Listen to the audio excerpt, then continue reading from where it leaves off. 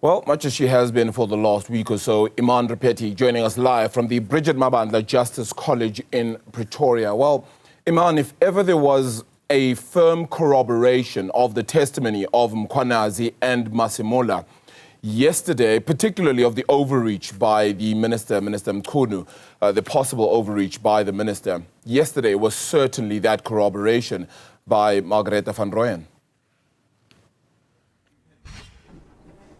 It was another day of gripping testimony. I mean, for those who thought it would be dry and just this bland explanation of how the SAP's legal framework works, it certainly proved to be the opposite. And we saw South Africans commenting and being greatly invested in the things that Major General van Rooyen had to say yesterday. And I want to pick up on that thread in Junior's package because I think he did a really good job in highlighting and distilling some of the key themes from yesterday.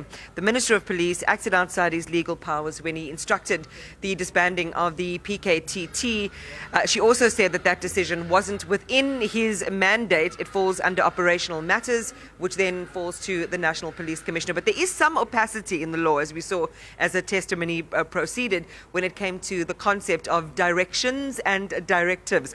But I want to put that to the margin for the side, for the moment, and bring in Eldred De Klerk. Good morning to you, as always. Morning, Thank you for being Iman. with us. Thank you. I really enjoyed the fact that what we talked about yesterday in the setup for our viewers, some of those aspects came in as we anticipated her testimony, particularly things around the review of police operations. We've always said that this commission isn't only about the work of this moment, but it is about the work of making and tightening up our laws and making them a little more sophisticated. Again, we'll come back to that. Let's talk about a consensus that's building about Senzo Mchunu between Mkhwanazi, Masemola and van Rooyen. Absolutely. And we seem to have witnesses corroborating and supporting each other's contention that the minister overstepped his bounds, both in terms of what's constitutionally provided for and in terms of the institutional relationships between himself and the National Commissioner. And Major General van Rooyen was very clear in articulating what is expected. And it's something that we spoke about in terms of at a ministerial level and a legislative level, you set the what of policing and the why of policing. And you lay down certain legislation that informs policy that then sets in place regulations.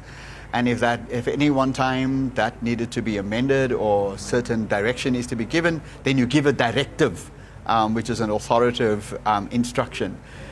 The how you give effect to policy is the purview of the National Commissioner.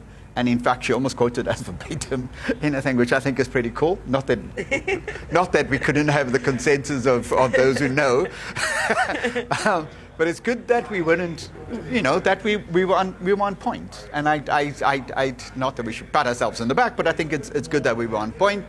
And because the viewers also need confidence that as we comment and as we look and review what's been said, but we also look forward to what's coming and what we think is missing from the testimony. And there seemed to be no missing the point that the minister is most likely to have overstepped and blurred the lines. So the issue of clarifying the role of the minister, and this is going to be important for many reasons, not only for what we're experiencing in this contemporary moment, but for all police ministers going forward in understanding the boundaries and the guardrails around their role, but also the interplay between them and the how part of the SAPS, which is the way that the National Commissioner does his or her work. It appears that there might be different interpretations in some of the words contained in Section 207.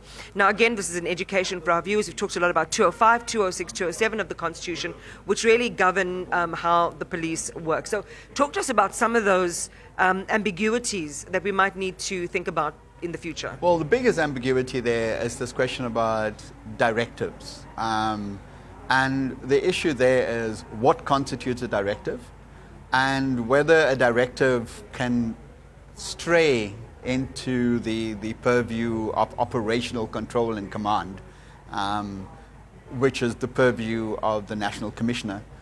And we tend to have seen the use of both directions and directives. And our directive is something very peculiar. A direction could be, well, I suggest you go this way rather than that way. There's a little bit more, it's less urgent, and it seeks to provide the guidance as to which way to go.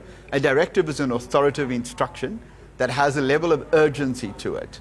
And we may hear the minister coming to say, hold on, I was given this directive because I honestly believed, as Major General van Rooyen has said in the letter, that we're not getting from the political killings task team what we set out to get from them.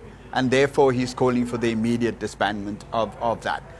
We've had this discussion in terms of saying that both protocol, courtesy, but also institutional relationships would have been fit and proper for the minister to do so, or at least voice his concern as to what he thinks the political task team was achieving, killings task team, apologies, and do so directly with the national commissioner.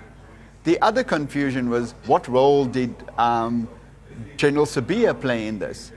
Because the idea was, now why it's important to clarify that relationship, because you can't just give and shut certain things down if there's a criminal or nefarious intent.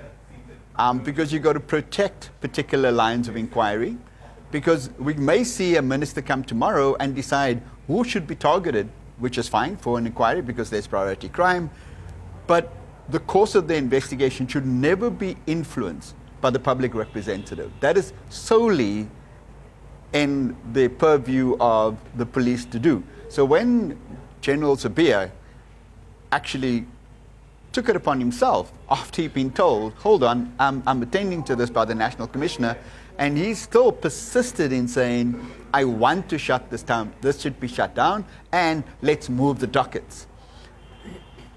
Major General van Rooyen went so far as to saying, that's tantamount to insubordination. And you can't be saying, I'm doing this on behalf or behest or behalf of the minister, because the only person who can give that instruction, she was also very clear, was the National Commissioner.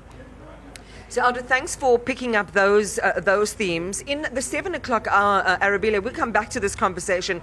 We want to talk about, we will talk, of course, about the KZN DPP, who's going to be giving testimony today. And if you recall what Mkhwanazi had said, Lieutenant General Mkhwanazi, the Provincial Police Commissioner, around the ignorance and being caught by surprise around this directive to disband the PKTT, that testimony is also going to be germane in leaning into that picture of the urgency and the motivation. As Masemola said, he was waiting to kind of identify what the motive was for the urgency around doing this and, in fact, embarking on this action to begin with.